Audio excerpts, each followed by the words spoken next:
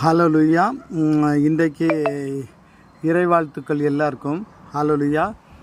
நாம் பணத்தை பெற்றுக்கொள்ள முடியாத தடுக்கிற செய்வினை ஏவல் ஆவியை இயேசுவின் நாமத்தில் எப்படி கட்டவிழ்க்க போகிறோம் பாருங்க. கர்த்தரின் ஆசீர்வாதமே ஐஸ்வர்யத்தை தரும்.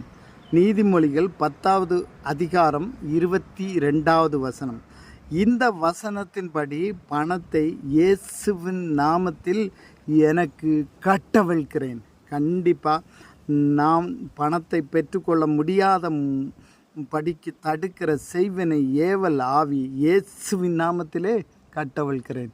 இந்த நாள் இனிதாக அமையட்டும். இந்த வசனத்தை சொல்லி பேசுங்க.